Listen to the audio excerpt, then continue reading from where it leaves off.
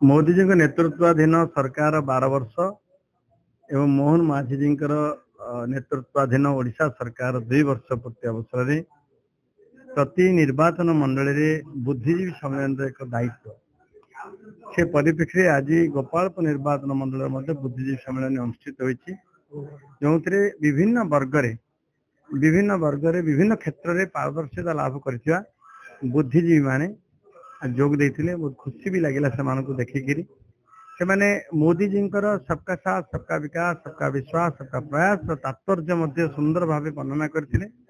एवं मोहन माझी नेतृत्व में जो भाव चमत्कार भाव 2 वर्ष सफलता ताको समस्त सामने रखी मु भाविली आज क्या कौन से कथा सांगरे थिला परवर्ती अवस्था ये प्रथम नेता ये जी एमएलए हेले तापर मंत्री होती विभूति जना सी ही एति मन करी गोटे बुद्धिजीवी सम्मेलन करेला आगुरी केबे इनका है नथला तेणु तांको श्रद्धा पाइबा योग्य से सब कथा जानिले बुद्धिजीवी जेते लोक आसथिले हमर अभाव असुविधा कौन कौन करबा दरकार से विषय आलोचना से